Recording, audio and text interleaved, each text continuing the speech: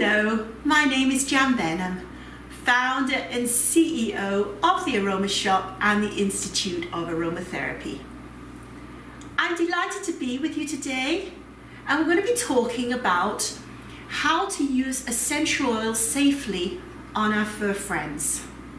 To assist me in this, we're going to use Kiki, who's a mini Labradoodle. She's almost 3 years old, and she's going to show us how she chooses her own essential oil blend. Later on in the process, I'm going to show you how we make an ointment and also share some recipes from my book, Pet Care with Essential Oils and Their Friends. So we're going to start off by talking about various essentials that you can and cannot use on your fur friends.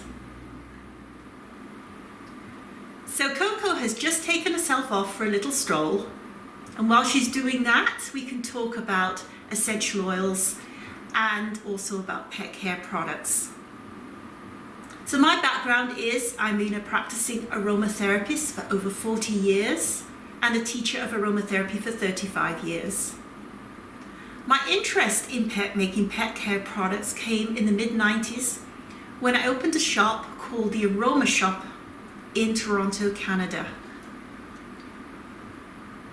Now, I did have the Institute of Aromatherapy before then, where we were teaching aromatherapy and still are teaching aromatherapy, holistic skincare, reflexology, and a general holistic health practitioner program.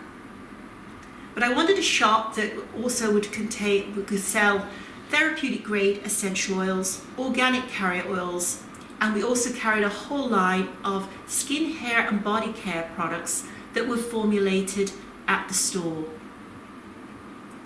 So it was inevitable in this area where we were, because there was a lot of people with dogs. It's an area called the Beaches in Toronto, and it was packed. Everyone has a dog there. And it was inevitable that they would bring their dogs in and ask us to formulate for them. So I at the time was just experimenting with soap making, and I was making cold pressed soap, and I wanted to make it into a liquid soap. So this is before I actually bought about my liquid shampoo. And my first try at it was taking a big bar. Now this is a bar of cold pressed soap. You can see it's quite big. I still make soap. And what I did was I grated it up, put it into water, heated it up, mixed it all up, and added actually quite a few essential oils, usually rosemary I think it was, and Roman chamomile, because I was doing it for my own hair. And I made it, and it looked horrible. Looked like a big pile of muck and junk. So I put it in a bottle anyway, put it to one side. I didn't know what to do with it, because I didn't think, there's no way I could have sold it, and I didn't even think it was probably usable. Anyway, a few days later, after I made it, a girlfriend came in with her pet, her dog, who had a problem with fur loss and itchy skin as well. So she asked, she knew I'd made this product, and she says, could I try that and see if that will help? So I just gave it to her. Lo and behold, a few weeks later, she came back. The problem was solved. The essential oils in the shampoo, the so-called shampoo, worked. And that got me interested in formulating more. So eventually I did come up with a good formula for liquid shampoo for both humans and also for dogs as well. And that's another story. But what started to happen was I started to make more products, ointments and things like bug treatments and things to stop ticks from landing on your dog. And we sold quite a few, of course, and we had a lot of feedback.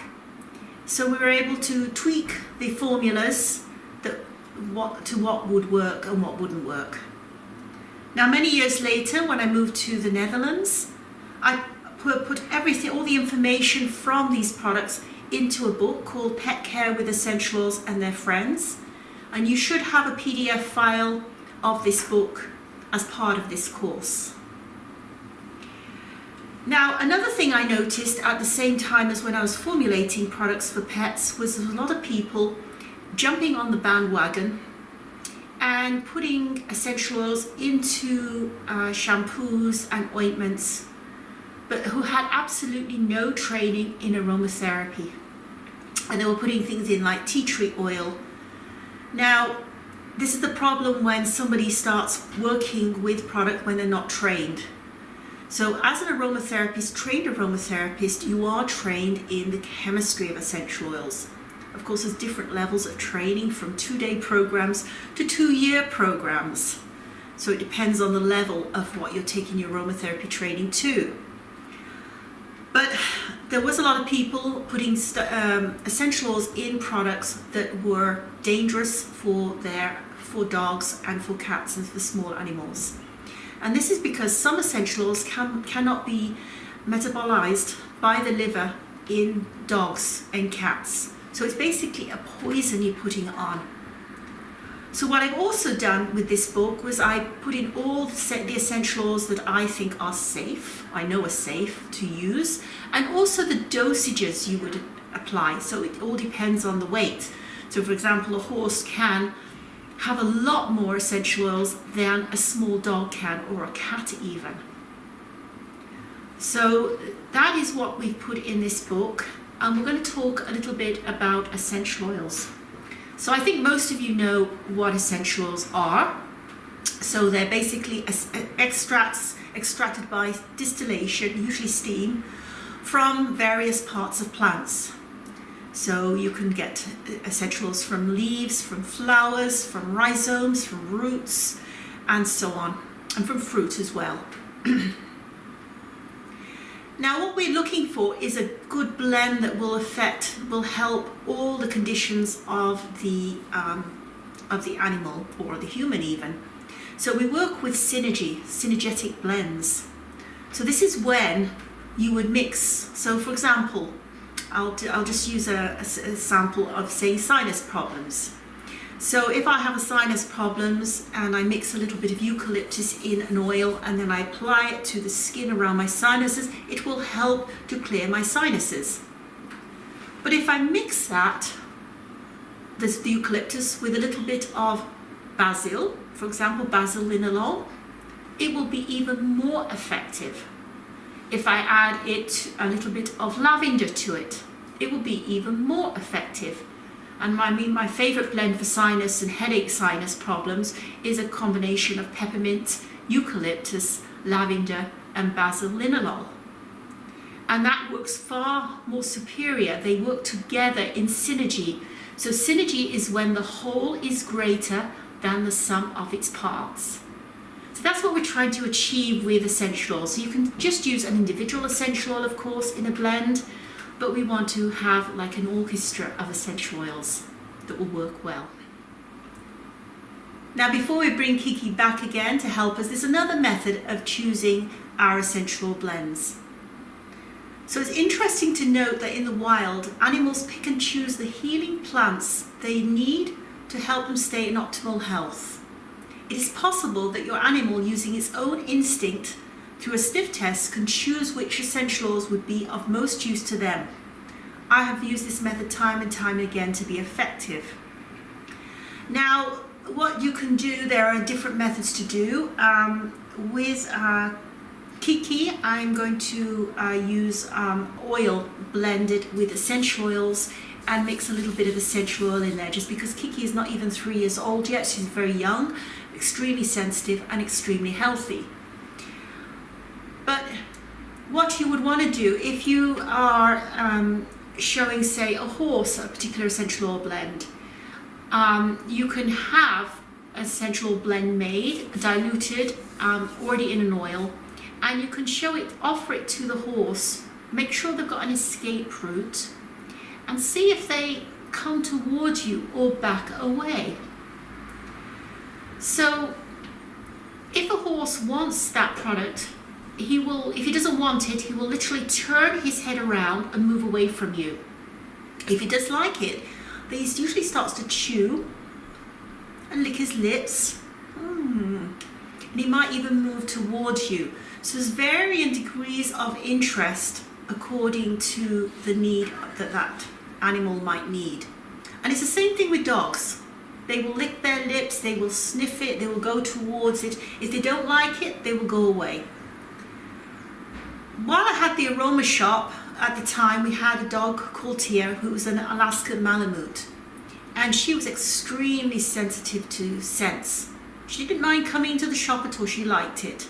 But as soon as you went to get forward with a bottle of lavender, she would go and move back away. She just did not like the smell of lavender. So we obviously knew that she didn't need that. In fact, she didn't really need treatments with essential oils at all. And then I got a little puppy called Coco, who was part Chihuahua and part Jack Russell. And she loved essential oils. Every time the students would be getting a massage and she was there, she would be jumping all over them, wanted to lick them. She loved the smell, she would come to you. So she really loved the smell. So each animal is different and unique. Now with cats, you might even hold a closed bottle rather than open it, and keep it at least 6 inches away from the cat's nose. And be patient, let the cat come towards the bottle rather than going towards the cat. And once you make sure the cat likes the oil, check the responses. Dilute 1 drop into 10 ml of cold pressed vegetable oil, like sweet almond oil.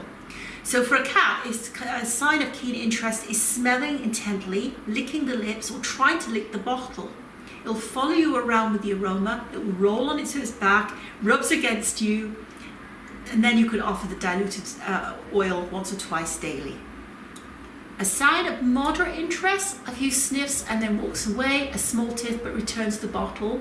It might lick its lips, but it can be easily distracted from the aromas.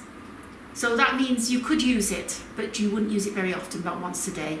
No interest, it will just turn away from the aroma, leave the room, so do not use.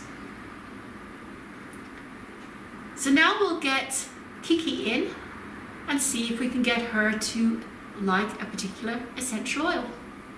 Kiki and I are going to do a sniff test to see if she likes any one of the blended oils. This is a little bit of oil, there's a drop of a drop of a drop, so not even a drop in this oil blend. This is Immortelle here, and this is some geranium here. I just want to see if she likes either of them. So do you want to smell it and see what you think? What do you think? What about that one? What about this one? No? A little bit of interest in that one. Yeah? Now you can see with Kiki there, she did like one of the oil blends. She was licking her lips actually with both of them. Now the reason why I looked at the Immortelle was previously she had gone towards the bottle, or the closed bottle of the Helichrysum, and was sniffing it quite intently. That is why I chose to put that on the pad. So I did do a little pre-thing of showing her the empty closed bottles and to see if she would go towards them, and she did. So that's why I deliberately made 2 oil blends of 1 drop, not even a drop, into some carrot oil, and then applied a little bit of carrot oil onto each. So there was 1 geranium and 1 of Immortelle. So she did show a moderate interest. She's a very healthy little dog, so it wasn't going to be like a crazy expression of delight to see the oil, but at least she did show interest. So we could use both geranium and Immortelle on Kiki. So that is kind of how you can another way of choosing your essential oils for your dog or cat or horse or even livestock. Like it? Oh, you love it, don't you? Oh, you want to even lick it. That's a good sign. I do hope that you found this information useful. And if you have any questions, please feel free to contact me. Otherwise, from Kiki and myself, it's bye for now.